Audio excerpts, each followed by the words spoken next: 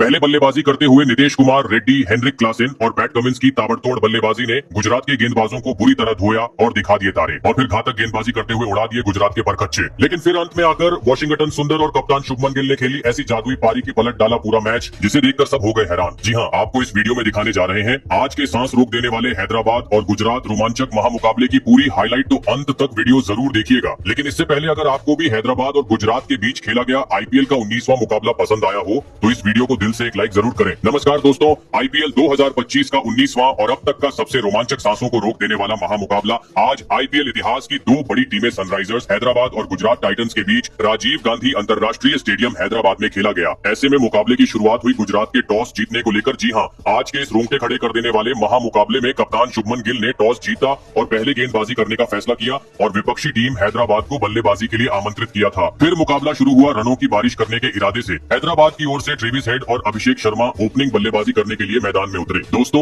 इन दोनों ही बल्लेबाजों के कंधों पर इस महामुकाबले में अपनी टीम को एक विस्फोटक ओपनिंग शुरुआत दिलाने की बड़ी जिम्मेदारी थी। लेकिन दोस्तों, गुजरात के खिलाफ आज एक बार फिर हैदराबाद की शुरुआत काफी खराब रही। जी हां, भले ही पहले ओवर की दूसरी और तीसरी गेंद पर स्ट्राइक पर खड़े बल्लेबाज ट्रेविस हेड के बल्ले से दो बेहतरीन चौके देखने को मिले, लेकिन दोस्तों गेंदबाजी कर रहे मोहम्मद सिराज ने ट्रेविस हेड की इस पारी को ज्यादा वक्त आगे नहीं बढ़ने दिया और पहले ओवर की अंतिम गेंद पर ही साई सुदर्शन के हाथों कैच आउट करवाते हुए जल्दी ही हैदराबाद को पहला झटका दे दिया। आपको बता दें, ट्रेविस हेड आज मात्र 8 ही रन बना सके। ऐसे में जल्दी ही बड़ा झटका लग जाने के बाद अब मैदान में उतरे ईशान किशन। दोस्तों, भले ही ट्रेविस हेड के रूप में हैदराबाद को पहले ओवर में एक बड़ा झटका लग चुका था, लेकिन इसके बावजूद दूसरे ओवर में अभिषेक शर्मा ने अपना आक्रामक रूप अपनाया और गेंदबाजी करने आए। ईशांत शर्मा के खिलाफ दो करारे चौके जड़ दिए और पहले 3 ओवर में ही हैदराबाद को 24 रनों तक पहुंचा दिया। दोस्तों, पावर प्ले में आज गुजरात के गेंदबाजों के खिलाफ हैदराबाद के बल्लेबाजों का बोलबाला देखने को मिल रहा था, क्योंकि चौथे ओवर में दूसरी छोर पर खड़े ईशान किशन ने भी दो गेंद पर दो जोरदार चौके जड़ते हुए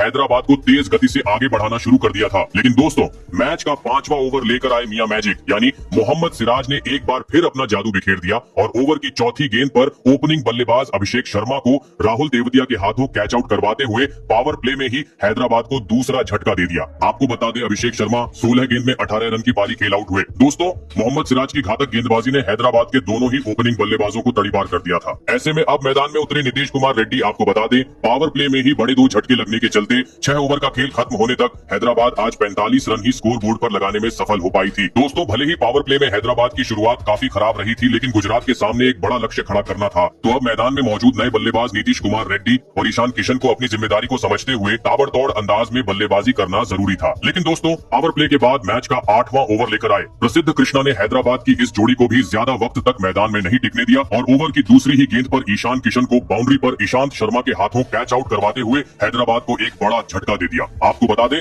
ईशान किशन 17 रन की पारी खेल आउट हुए। दोस्तों, गुजरात की घातक गेंदबाजी के सामने पहले 10 ओवर के अंदर ही हैदराबाद का बल्लेबाजी क्रम बिखरता हुआ नजर आ रहा था, क्योंकि 3 सेट बल्लेबाज अब पवेलियन लौट चुके थे, जिस कारण पूरी तरीके से सन्नाटा अब हैदराबाद के मैदान पर छा चुका था। ऐसे में अब मैदान में आए अनुभवी बल्लेबाज हेनरिक क्लासेन। लग रहा था आते ही हेनरिक क्लासेन ताबड़तोड़ अंदाज में अपनी पारी की शुरुआत करेंगे, लेकिन दोस्तों इसके बाद तो हैदराबाद की रनगति मानो जैसे थम सी गई। जी हाँ, क्योंकि एक छोर से नीतीश कुमार रेड्डी और दूसरी छोर पर हेनरिक क्लासेन तो मौजूद थे, लेकिन मैदान में अब गुजरात की ओर से बेहतरीन स्पिनर गेंदबाजी देखने को मिल रही थी, जिस कारण दोनों ही बल्लेबाजों को रन बटोरने में काफी ज्यादा कठिनाई का सामना करना पड़ रहा था। चौका तो छोड़ो, इक्का दुक्का रन भी काफी मुश्किल से नजर आ रहे थे। लेकिन दोस्तों, आखिरकार मैच के 11वें ओवर में स्ट्राइक पर खड़े बल्लेबाज नीतीश कुमार रेड्डी हाथ खोलते हुए नजर आए, जहां पर उन्होंने गेंदबाजी करने आए राशिद खान के खिलाफ दो तेज तर्रार चौके जड़ दिए। लेकिन अभी भी दूसरी छोर से हेनरिक क्लासेन का बल्ला पूरी तरीके से खामोश था, जिस कारण उनको भी अब अपना असली अंदाज दिखाना जरूरी हो चुका था। और दोस्तों, आखिरकार हेनरिक क्लासेन का बल्ला आग उगलता हुआ नजर आया मैच के 13वें ओवर में,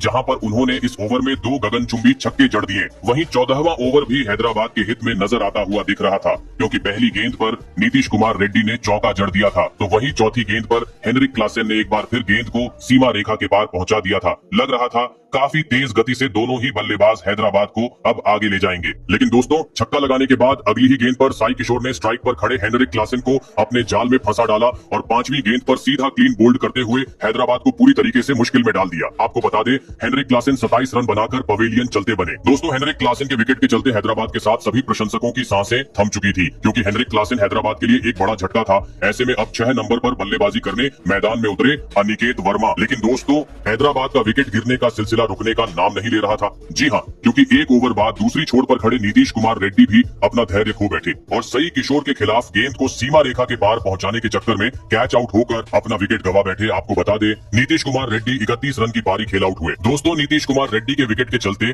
अब हैदराबाद का आधा बल्लेबाजी क्रम पवेलियन लौट चुका था। वहीं अब अंतिम मात्र 5 ओवर का खेल बाकी था। ऐसे में अब हैदराबाद की ओर से मैदान में आए कामिंदु मेंडिस, परंतु इस संकट की घड़ी में कामिंदु मेंडिस टीम के लिए कुछ खास योगदान नहीं दे पाए और 16वें ओवर की अंतिम गेंद पर कैच आउट होते हुए मात्र 1 रन की पारी खेल अपना विकेट गवा बैठे। दोस्तों, हैदराबाद की इस बद से बदतर होती हुई स्थिति को देख हैदराबाद की मालकिन भी काफी ज्यादा निराश दिखाई दे रही थी। ऐसे में अब गुजरात के गेंदबाजों का सामना करने मैदान में उतरे कप्तान पैट कमिंस। हैदराबाद को अब अगर सम्मानजनक लक्ष्य तक पहुंचना था तो बचे हुए अंतिम 3 ओवर में हर गेंद को सीमा रेखा के पार पहुंचाना अब जरूरी हो चुका था और ऐसा ही मैच के 18वें ओवर में देखने को मिला, जहां पर आते ही पैट कमिंस ने 2 बेहतरीन चौके जड़ दिए। परंतु दोस्तों, 19वें ओवर में हैदराबाद को और एक बड़े झटके का सामना करना पड़ा और इस बार गुजरात के गेंदबाजों का शिकार बने अनिकेत वर्मा। आपको बता दे, डीएसपी मोहम्मद सिराज ने अनिकेत वर्मा को 18 रनों पर पवेलियन का रास्ता दिखाया, तो वही एक गेंद बाद नए बल्लेबाज सिमरजीत सिंह का भी क्लीन बोल्ड करते हुए पत्ता साफ कर दिया, जिस कारण अब लगने लगा हैदराबाद 150 रन भी स्कोर बोर्ड पर लगाने में सफल नहीं हो पाएंगे। लेकिन दोस्तों, अंतिम ओवर में पैट कमिंस का तूफान देखने को मिला, जिन्होंने एक आसमानी छक्का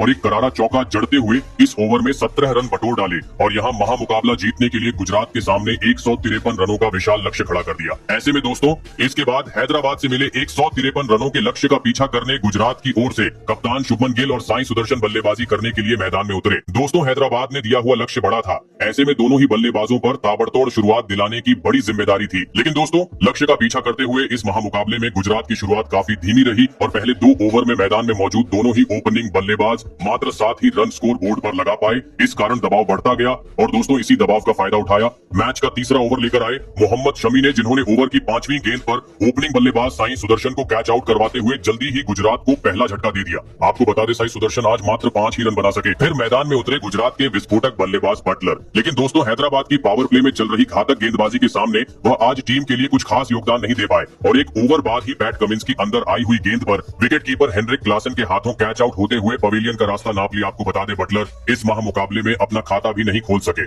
ऐसे में पावर प्ले में ही दोहरा झटका लग जाने के चलते अब हैदराबाद के गेंदबाजों का सामना करने मैदान में उतरे वॉशिंगटन सुंदर। दोस्तों, गुजरात की टीम से पावर प्ले में काफी धीमी बल्लेबाजी आज मैदान पर देखने को मिल रही थी, लेकिन इसी बीच मैदान में आए वॉशिंगटन सुंदर ने पावर प्ले के अंतिम ओवर में आतंक मचा दिया और गेंदबाजी करने आए सिमरजीत सिंह की बुरी तरह पिटाई कर डाली और इस ओवर में 2 तेज तर्रार चौके तो 2 गगनचुंबी छक्के जड़ते हुए पावर प्ले का 6 ओवर का खेल खत्म होने तक गुजरात को 48 रनों तक पहुंचा दिया। दोस्तों, शुरुआती ओवरों में गुजरात को 2 बड़े झटके लग जाने के बावजूद अब ताबड़तोड़ बल्लेबाजी मैदान में मौजूद शुभमन गिल और वॉशिंगटन सुंदर के बल्ले से देखने को मिल रही थी। जी हाँ, क्योंकि पावर प्ले खत्म हो चुका था, लेकिन इसके बावजूद दोनों ही खिलाड़ियों का बल्ला रुकने का नाम नहीं ले रहा था। कभी छक्का तो कभी चौका, हर ओवर में दोनों ही बल्लेबाज बटोर रहे थे, जिस कारण दोस्तों काफी तेज गति से अब गुजरात जीत की ओर बढ़ती जा रही थी और देखते ही देखते गुजरात की इस जोड़ी ने चौथे विकेट के लिए 50 से अधिक रनों की साझेदारी भी निभा डाली। दोस्तों, इन दोनों ही खिलाड़ियों को रोकना अब पैट कमिंस के लिए काफी ज्यादा मुश्किल हो चुका था, क्योंकि हर पेतरा आजमाने के बावजूद दोनों ही बल्लेबाज रुकने का नाम नहीं ले रहे थे। 10 के रन रेट से गुजरात आगे बढ़ती जा रही थी और इसी बीच कप्तान शुभमन गिल ने हैदराबाद के खिलाफ अपना धमाकेदार 50 दिया। ऐसे में मुकाबले में वापसी करनी थी तो किसी भी हाल में इस जोड़ी को तोड़ना जरूरी था